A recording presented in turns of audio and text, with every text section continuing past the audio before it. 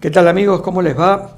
Bueno, estamos en este nuevo programa de Contacto y hoy tenemos como invitada a Inés Lepori. ¿Qué tal, Inés? ¿Cómo estás? Hola, Daniel, buenas tardes. Bueno, Inés, después de tanto tiempo que los oyentes de Tierra Viva estuvieron pidiéndonos cuándo comenzábamos el nuevo programa, ya estamos al aire. Ya estamos con Contacto y con todo el estudio para el streaming, para poder mostrarles toda la información y todos los videos, de los cuales tenemos muchísimos. Contame un poco qué hiciste, Inés, estos meses, cómo los viviste, ¿no? Con todo lo que ha sucedido. Y bueno, parece mentira, nos fuimos 2 meses y medio y parece como si hubiese pasado una eternidad, porque pasó de todo. Todo. Sí, nos fuimos en diciembre y bueno, no fueron 2 meses, hasta en mayo estamos, Daniel. Uh-huh. Fueron más que 2 meses, 4 meses y medio, 5 casi desde diciembre. Y nos fuimos con un papa, volvimos con otro. Y nos fuimos con un presidente en Estados Unidos, volvimos con otro. No sé. Más allá de esos cambios que tienen sus tiempos y que sabíamos que iban a pasar, yo lo que siento es que las cosas pasan cada vez más rápido, ¿no? Y que están cada vez más difíciles. Sí, sí. También, bueno, pasó de todo, vos recién lo dijiste, tenemos un nuevo papa, pero hubo de todo también en la elección del nuevo papa, desde la muerte de Francisco, del que todos se acordaron como el gran papa después que murió. Sobre todo me estoy refiriendo a nuestro país, ¿no? Donde fue criticado, odiado por su postura de recibir a sindicalistas, a gente de los partidos de izquierda. O sea, fue una crítica feroz contra este papa, y después que falleció se lo reconoce porque vieron que en el mundo entero tuvo un reconocimiento extraordinario. Es algo que pasa con los que fallecen normalmente, ¿no? No importa lo que haya sido, cuán malo fue o cómo fue, una vez que muere, tiene un aura como de santidad, ¿no? Incluso entre la gente común, no solo con un papa o con un presidente. Se lo criticaba en nuestro país, pero se lo criticaba en todo el mundo, porque la famosa grieta esa que se habla como algo de nuestro país está en el mundo. Está en el mundo. Entonces, claramente, tal como se gobierna el mundo en este momento, hay un sector muy importante, la mayoría, que no tiene derecho a prácticamente nada. Y el Papa Francisco vivía hablando de esos que están al margen de todos y vivía pidiendo por esos, ¿no? Y eso no gustaba ni en nuestro país ni en otros países. Yo los canales europeos que veía, pero eran terribles. Aún los programas llamados más progresistas siempre tenían uno que lo criticaba. Las cosas que le decían no eran tan terribles como las que les dijo nuestro presidente, por ejemplo, pero sí le decían hipócrita, farsante, demagogo. ¿Por qué? Porque, por ejemplo, pedía el fin de la guerra, ¿no? Las cosas que le decían, que todo lo que hacía era por publicidad, para quedar bien. Y bueno. Bueno, esto que vos hablabas recién, Inés, de las críticas de nuestro presidente al Papa, los tweets vergonzosos que había subido insultando, en muchos programas de Europa se acordaron de esto y los pusieron al aire. La verdad que me dio mucha vergüenza, porque no podían entender cómo el léxico de un presidente se podía referir hacia otro jefe de Estado en esas condiciones, ni que el Vaticano nos hubiese declarado la guerra y hubiese hecho un holocausto con Argentina, ¿no? Porque realmente si no, no tiene razón de ser. Bueno, nuestro actual presidente no tiene ningún tipo de límites en la forma de hablar y de insultar. Es más, es un caso extrañísimo porque no es el lenguaje diplomático internacional.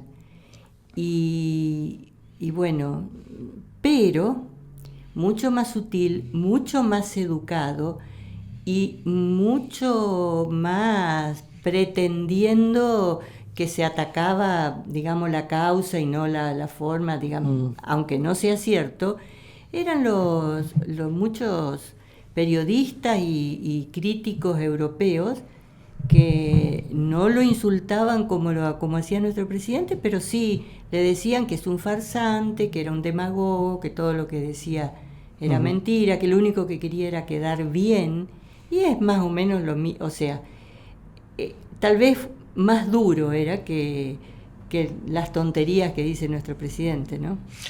Y después Inés, bueno, no, decime. No. Después de esto, ya ha fallecido el Papa y reconocido mundialmente como prácticamente uno de los mejores papas que ha tenido la Iglesia, se avecina la elección de un nuevo Papa. Y ahí todo el mundo se empezó a acordar de las profecías, ¿no? Ahí se acordaron todos de las profecías. Y me causaba mucha gracia algunos buscando al Papa negro en lo negro de piel. Y bueno, ¿qué opinás de este Papa nuevo que tenemos? Yo puedo repetir lo que he oído, pero yo lo dejaría andar, yo le daría un tiempito a ver qué hace, ¿no? No tengo una opinión formada porque la verdad no lo conozco. Sé lo que se dice, que era muy amigo de Francisco, que Francisco lo descubrió en el Perú o se enteró de lo que estaba haciendo en el Perú, que el mismo Francisco lo hizo obispo primero. Después le encargó la casa de los obispos en Roma, o sea, la casa que lleva, digamos, decide o califica, opina o busca ver en qué lugar pueden servir mejor estos obispos, ¿no? Para destinarlos, y a la vez señala a los que podrían ser nombrados nuevos obispos. Y en el último tiempo, ya al final, lo nombra cardenal. No sé si pensando que podría llegar a ser papa o no, o son esas cosas que uno no termina de saber, ¿no? Yo lo que creo... la relación de este Papa, del Papa Francisco con el cielo. Yo lo que creo, y eso lo creo por Argentina y por haberlo conocido acá durante tanto tiempo, Francisco era un estratega, un hombre muy inteligente, pero muy inteligente, y con una visión estratégica. Eso dirigió la Iglesia acá y lo hacía de esa manera. Y sabía con quiénes trataba.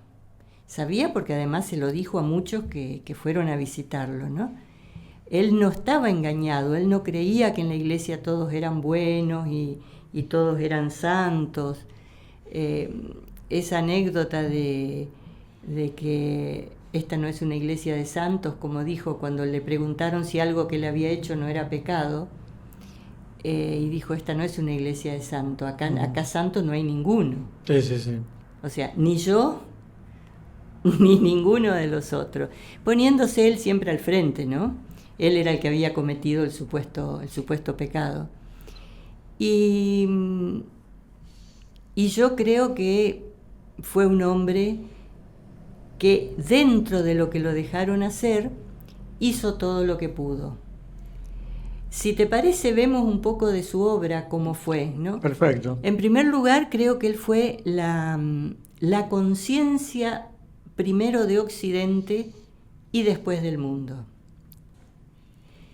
Él denunció todo lo que estaba mal y dijo todo lo que nadie o casi nadie quería oír. Interpeló a los cristianos, pero también interpeló a la Iglesia hacia adentro, ¿no? Ujú. Entonces, por ejemplo, veamos los temas. Los grandes temas de Occidente, o de Europa en este caso, como el tema de los migrantes. Él estaba en contra de lo que hacían todos los gobiernos, que los encerraban, los maltrataban, dejaban que se apoderaran de las mujeres, los niños que iban a la trata, estaban en unas tipo cárceles a cielo abierto, en lugares, encerrados en lugares, y después los deportaban.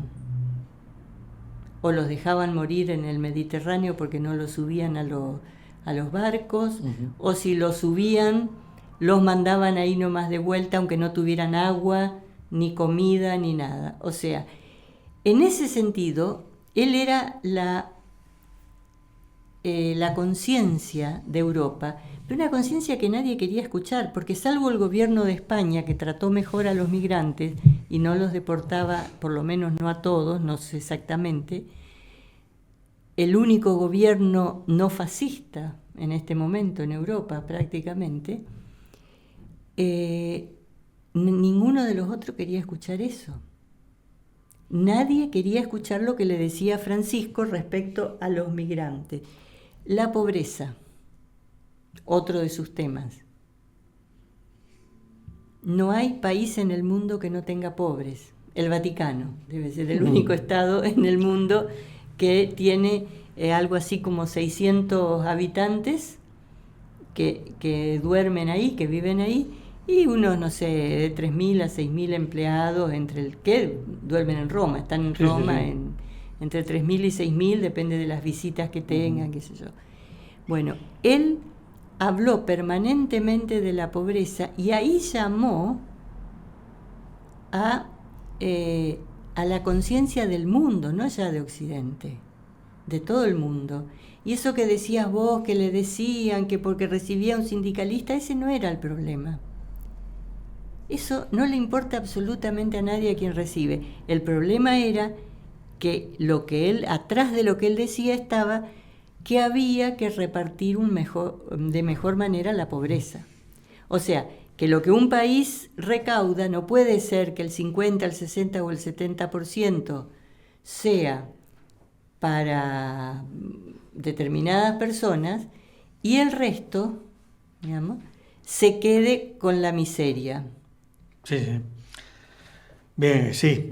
O sea, el problema de siempre es el dinero, ¿no? Después, otro tema de donde están los olvidados del mundo, ¿no? Las tratas de personas. ¿Cómo puede ser? Nunca se descubre nada sobre la trata de personas. Hay en todos lados. Hay acá, a lo mejor acá a 2 cuadras de donde estamos nosotros en este momento, hay lugares donde hay personas reducidas a la trata. En mi barrio seguro, en este no sé, pero en el mío seguro. Entonces, ¿cómo es posible? La policía nunca los descubre, nadie los descubre, nadie sabe qué pasa en ese tema. Uh-huh. Y esa es una cosa grave. Y él vivía denunciando ese tema. Bueno, hay muchos más. Las cárceles, que él visitó y lavaba los pies, me acuerdo, de los pobres, de algunos que estaban en las cárceles, y dejó la poca herencia que tenía, que no sé ni siquiera de qué origen, si la tenía de antes, si había sido una herencia o cómo, que eran algo así como $200.000 a una cárcel, para que se ampliara, se arreglara la panadería del lugar, para que se pudiera vender ese pan y que los presos tuvieran un ingreso, ¿no? Uh-huh. Lo hizo con eso. Otro tema, las mujeres. En una institución absolutamente cerrada como la Iglesia Católica respecto a las mujeres, porque el poder no pasa por las mujeres. Hay monjas, pero no deciden absolutamente nada en el Vaticano. Él empezó a darle lugar a la mujer en distintos cargos y lugares del Vaticano. Y eso le generó muchísima resistencia. Las mujeres no inspiran confianza. Los cardenales hace 2000 años que tienen sus secretos enterrados. Una mujer es mucho más difícil, lo digo como un elogio, no como sí. que no hable. Que sepa lo que pasa con un niño, con un menor o con algún secreto de esos que no deben existir y no hable. Por supuesto que primero hay una cuestión de poder, porque si le empezamos a abrir a las mujeres, los hombres quedamos reducidos a la mitad, ¿no? Si empiezan a haber mujeres. Pero también por una falta de confianza a que ellos pueden guardar secretos que no todas las mujeres van a estar dispuestas a guardar, y eso es un peligro para la institución del Vaticano. Bueno, después habló, por ejemplo, de la destrucción del medio ambiente y tuvo una encíclica muy, muy importante respecto a que había que proteger el medio ambiente. Laudato Si, creo que es. Sí. Laudato Si. Sí. No estaba pensando en el nombre por eso, pero sí. Y los dos puntos probablemente más importantes. Se opuso a la guerra, pero se opuso a la guerra firmemente, no que dijo, ay, que haya paz, no. Se opuso a la guerra y se lo decía. Es más, termina mal su audiencia con Zelensky, y Zelensky se va enojado diciendo que yo no tengo que... Por eso. Porque le dice que la guerra hay que terminarla. Y en ese momento, cuando hacen la entrevista, Zelensky estaba con Estados Unidos, que lo apoyaba totalmente en seguir adelante y ampliar los ataques a toda Rusia y usar los misiles, las armas occidentales, directamente llevando ya la guerra a un lugar peligrosísimo, ¿no? Y algo que también hizo, y que nadie nombra y nadie dice y nadie recuerda, porque cuando el Vaticano no decide, digamos, cómo se protege esto, las cosas que deberían decirse en todo el mundo y en todas las misas, se pasa de ese tema a otro, simplemente no diciéndolo en ningún lado. Exacto. Que fue la excomunión de los mafiosos.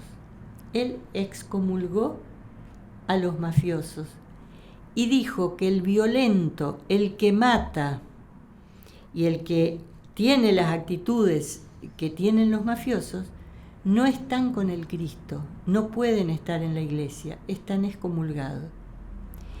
Y eso es gravísimo para Italia, para Europa, porque la mafia trabaja de común acuerdo con prácticamente todos los gobiernos europeos, podría decir del mundo, pero bueno, hablemos de los europeos.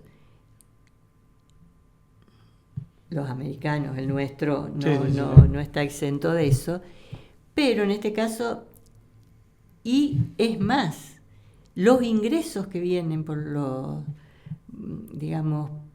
negocios mafiosos forman parte del Producto Bruto Interno de cada país, y es una de las partes más importantes.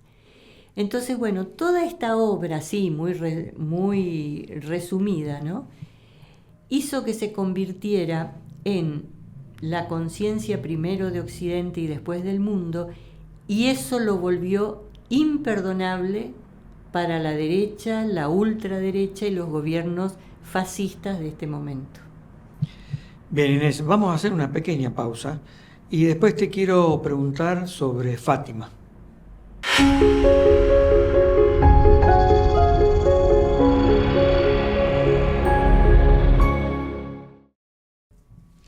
Bueno, Bueno, continuamos aquí en contacto. Tenemos la presencia hoy de Inés Lepori, que ahora vamos a charlar sobre el tema Fátima. Inés,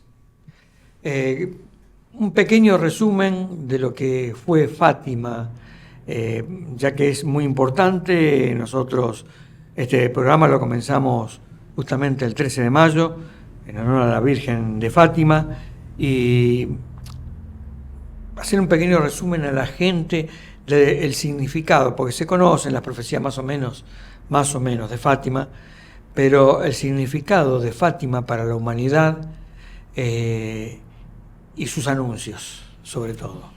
Bueno, sí, el de Fátima fue uno de los fenómenos más grandes conocidos de los producidos por la Virgen, y fue en el año 1917, ¿no? Que se aparece a 3 pequeños pastores de Fátima, 2 de los cuales fallecen rápidamente a los pocos años, y queda Lucía, la niña que después hace todos los relatos de lo que la Virgen le dijo. De esas apariciones de la Virgen, que incluían, bueno, todo lo que ya conocemos, el fenómeno del sol, la gente que iba porque con milagros, por ejemplo, una multitud de miles y miles de personas que de golpe les caía una lluvia torrencial y que minutos después estaban totalmente secos, ¿no? Como demostrándole que había algo superior que estaba produciendo estos eventos, y entre esos el fenómeno del sol, ¿no? El sol que parece moverse en el cielo o hacer figura, bueno, que en su momento salió en todos los diarios. Fue el baile del sol, el famoso baile del sol, baile ¿no? Del sol, que me gustaría que aclaré un poco, no es...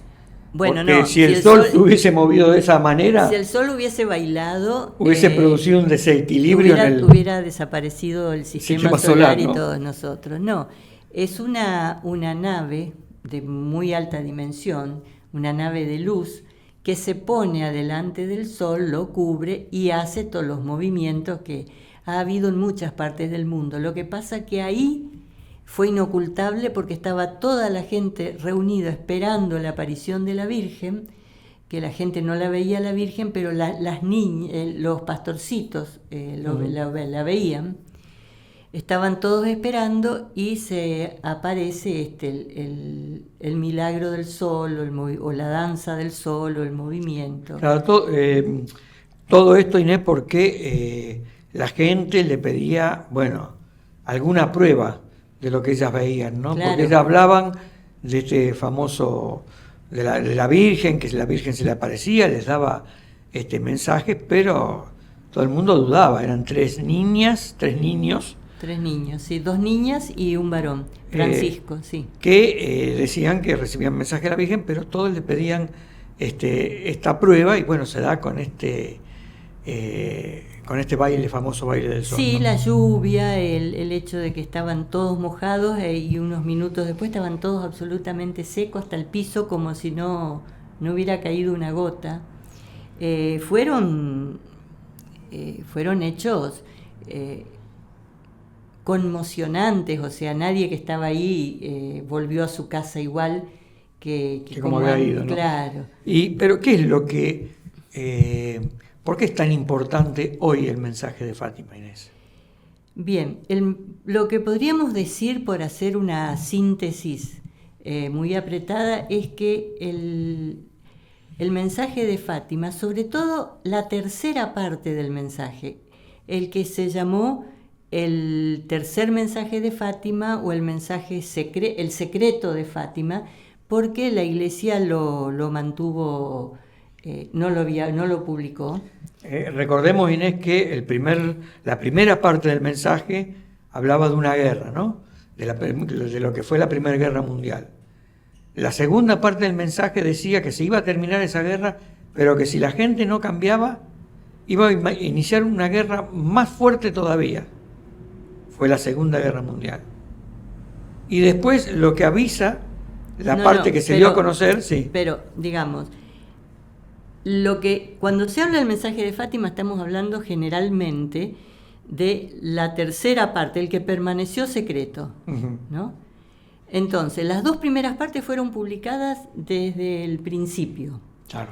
Estamos hablando de la tercera parte del tercer secreto, que no es un tercer secreto, es una tercera parte o el tercer mensaje, si a los otros 2 le damos el número 1 y 2, ¿no?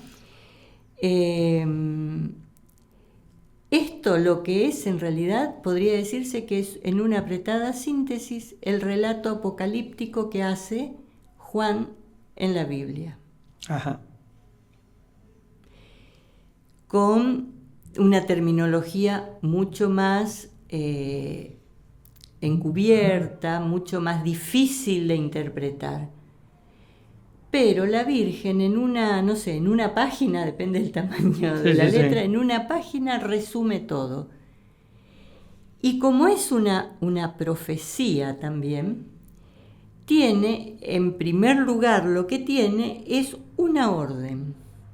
Porque lo que la Virgen dice en forma medular es: los hombres deben arrepentirse y pedir perdón por los pecados cometidos. Eso es lo que empieza diciendo la Virgen. Digamos, esa es la orden que nos da. No dice los hombres malos, los hombres jóvenes, los ancianos, los hombres de Europa o los de América. No, dice los hombres, por lo cual somos todos los hombres y mujeres de todo el mundo.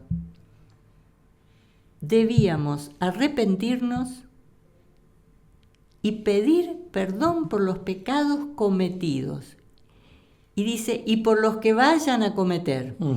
Pero bueno, como mínimo, si hubiéramos pedido perdón, se supone que cometeríamos ya muchos menos, ¿no? Sí. Ahora, Inés... Esa es la orden. Sí, perdón. Pero después de la orden da una descripción. Da la descripción de lo que... De cuáles serían los pecados cometidos. No, este es un orden que sigo yo, no es el orden en que está escrito. Está bien. Pero eso se encuentra, lo como pueden para que leer. Se entienda mejor. Claro. Da una descripción. ¿Por qué? Porque dice que Satanás reinará sobre el mundo y llegará a los más altos cargos de la Iglesia. Y entonces, si ya es difícil aceptar que Satanás se apoderó del mundo, lo perdimos entre todos, ¿te imaginás para la Iglesia decir que iba a llegar a los más altos cargos de la Iglesia? Después sigue diciendo que Satanás iba a seducir la mente de los científicos para que crearan armas con la capacidad de destruir a todo el género humano en pocos minutos. Sí. Algo que para esa época no era entendible, ¿no? Estamos hablando de 1917, todavía no estaba... Claro, 1917, se hablaba de la energía nuclear. Primera Guerra Mundial, se peleaba con armas... Bayoneta... Y cañones, un cañonazo por acá, o sea... Pero no era fácil entender. Por eso la Virgen le dice a Lucía que guarde estas visiones, que las escriba y que recién hable de ella después de 1950, o sea, a partir del año 61, creo que era, ¿no? O sea, en lo que sería la segunda mitad del siglo XX, de donde se supone, los que analizan esto, el que escribe el mensaje, después vamos a ver cuándo se lo escribe, se equivoca y cree que todo eso iba a pasar en la segunda mitad del siglo XX. Pasaron algunas cosas, pero no todo lo que la Virgen anuncia. Estamos ahora mucho más cerca que en ese momento, ¿no? Entonces, habíamos dicho que la Virgen dice que los hombres deben corregirse y pedir perdón, porque si no lo hacen, no, y describe y dice que Satanás se ha apoderado del mundo, que yo. Y después dice qué va a pasar si no lo hacen. Ahí está. Porque si no lo hacen, dice, un gran castigo caerá sobre todo el género humano.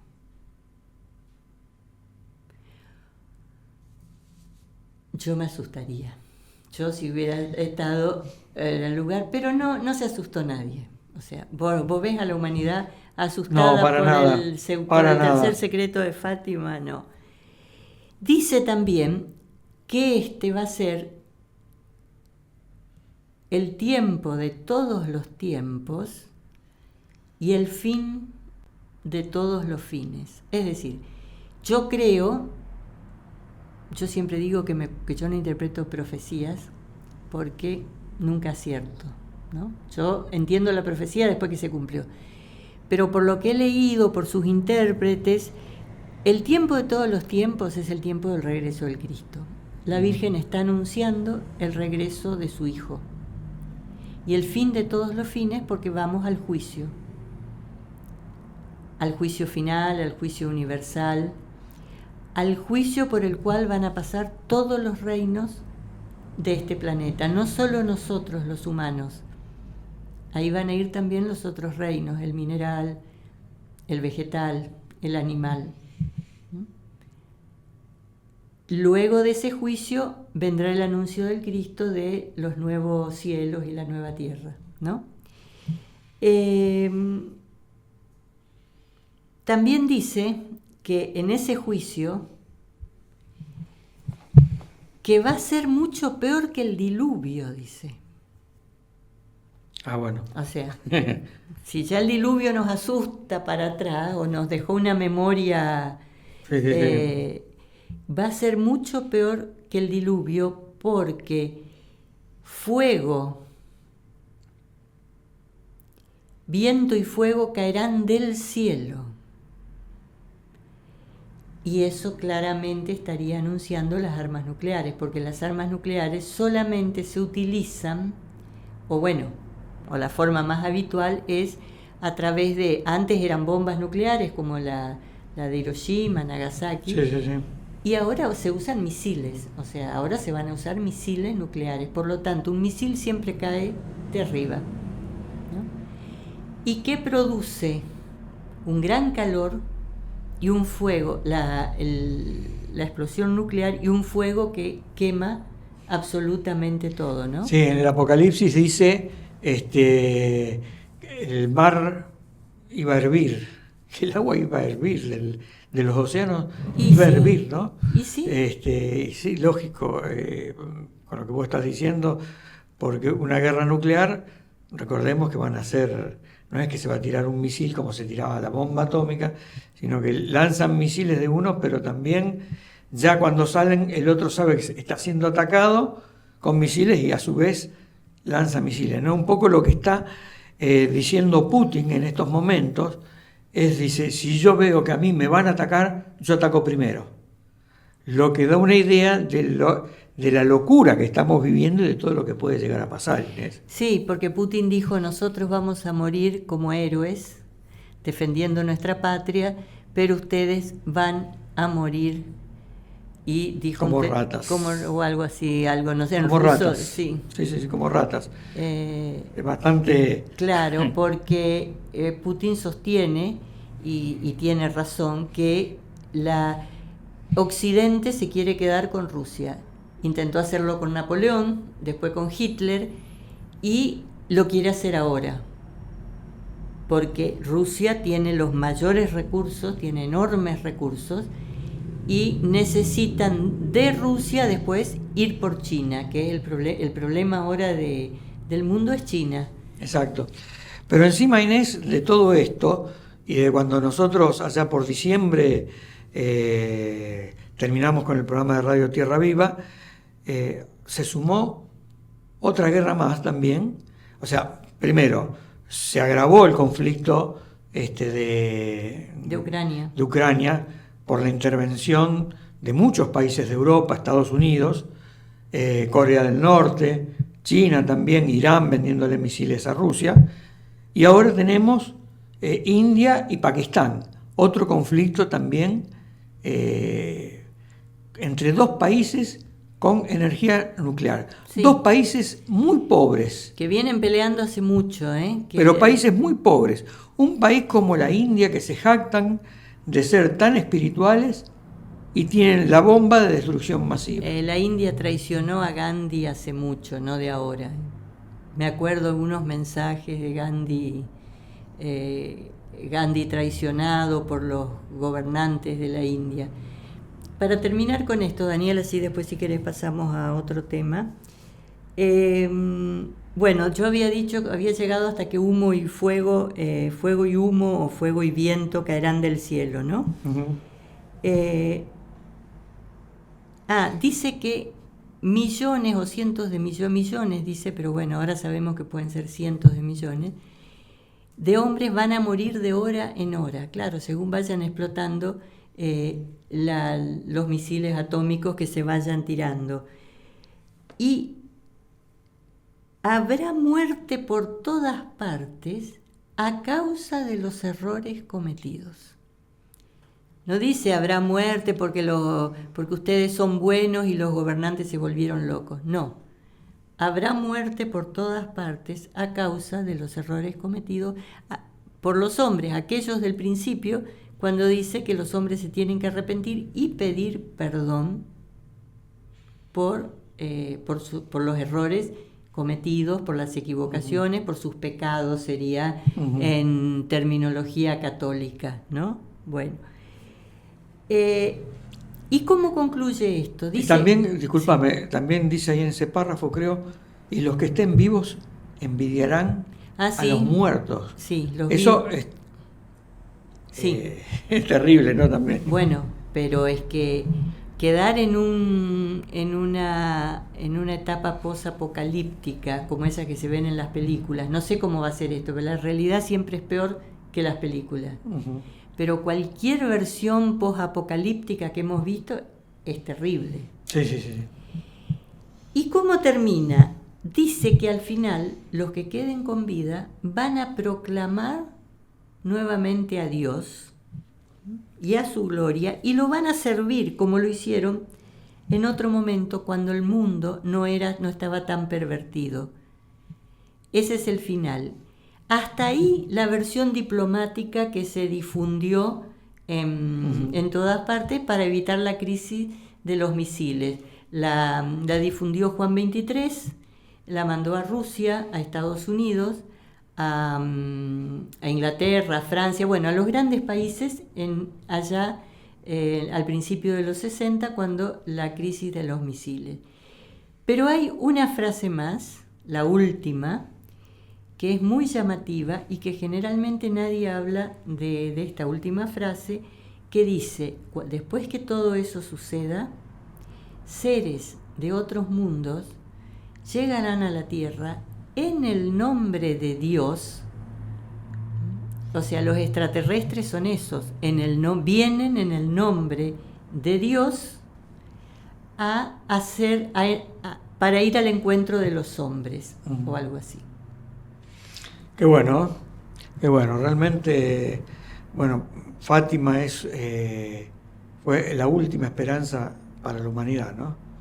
Sí, la última esperanza que lamentablemente por distintos motivos no se cumplió, o sea, se ha perdido esa esperanza. Estamos esperando a ver hasta dónde va a llegar el castigo de Dios. Nadie duda, yo por lo menos no dudo, que se viene el castigo de Dios, pero no se sabe hasta dónde, porque por ejemplo cuando aparece un dirigente mundial, el único que quiso frenar un poco la locura humana como fue el Papa Francisco, nadie lo escuchó, o se lo escucha, ahora se repite lo que dijo, pero nadie hizo nada.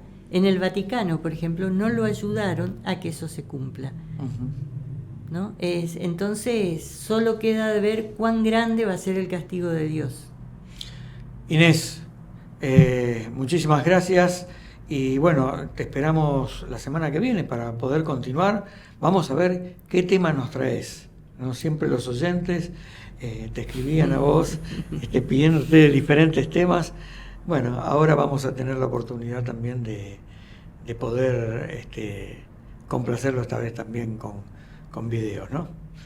Bueno, no, gracias por invitarme. Bueno, los esperamos la semana que viene también a la misma hora en esto que es Contacto.